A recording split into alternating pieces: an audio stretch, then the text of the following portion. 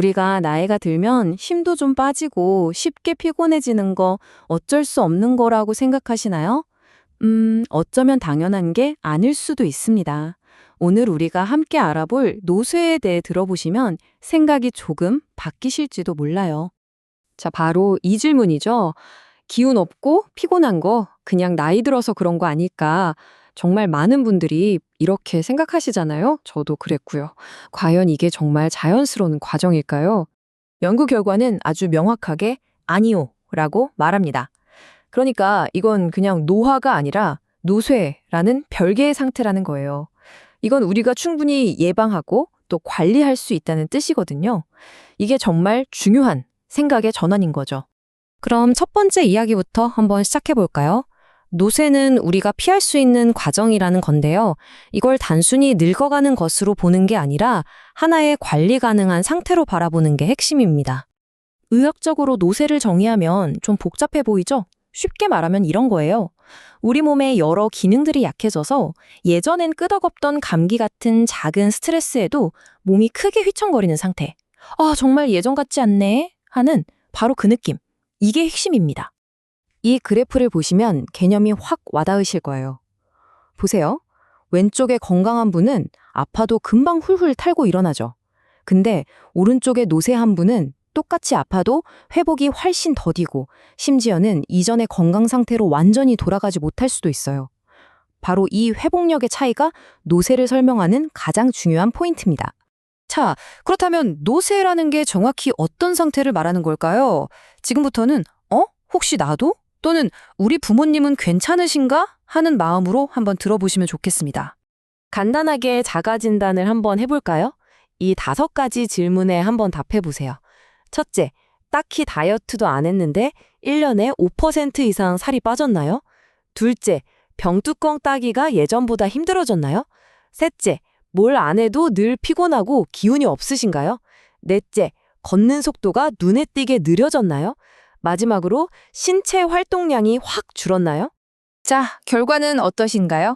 이 중에 3개 이상 해당되면 노쇠, 한두 개 정도면 노쇠 전 단계라고 볼 수 있습니다. 여기서 진짜 중요한 건 바로 이 전 단계예요. 이건 아직 늦지 않았다는 강력한 신호거든요.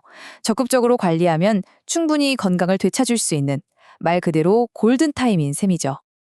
이게 결코 남의 얘기가 아닙니다. 보세요. 2020년 기준으로 우리나라 어르신들 절반 이상이 이미 노쇠 상태거나 그 바로 전 단계에 해당돼요. 생각보다 정말 가까이에 있는 문제인 거죠. 그런데 말이죠. 노쇠는 단순히 몸에 힘이 빠지는 문제에서 그치지 않아요. 우리 몸과 마음은 생각보다 훨씬 더 끈끈하게 연결되어 있거든요. 이 악순환의 고리를 한번 보세요. 밖에도 잘 안 나가고 혼자 있다 보면 입맛도 떨어지고 영양이 부족해지죠. 그럼 근육이 더 빠져서 움직이기 힘들어지고 그러니 더 고립되는 거예요. 결국 우울감까지 찾아오면서 노쇠는 점점 더 깊은 늪으로 빠지게 됩니다. 그래서 예전에는 노쇠를 그냥 근육이 약해지는 신체적인 문제로만 봤어요. 하지만 이제는 완전히 다릅니다. 인지기능, 사회적인 관계, 영양 상태, 심지어는 이가 건강한지 같은 구강 건강 문제까지 모두 포함하는 아주 통합적인 개념으로 봐야 한다는 거죠. 특히 정말 의외의 복병이 바로 이 구강 건강입니다. 잘 씹지를 못하면 당연히 제대로 먹을 수가 없고 영양 섭취가 부실해지겠죠? 이게 곧바로 근육 감소로 이어져서 전신 건강을 무너뜨리는 도미노의 첫 시작이 될 수 있다는 겁니다. 자, 여기서 중요한 건 이 무서운 악순환의 고리를 우리가 끊을 수 있다는 겁니다. 정말 좋은 소식이 있어요. 이 악순환의 고리 끊어낼 수 있습니다. 노쇠는 정해진 운명이 아니에요. 얼마든지 예방이 가능하고 특히 아까 말씀드린 노쇠 전 단계에서는 다시 건강한 상태로 되돌리는 것도 충분히 가능합니다. 희망이 있는 거죠. 그럼 그 비결은 뭘까요? 바로 이 2가지입니다. 잘 챙겨 먹는 영양과 꾸준한 운동의 조합.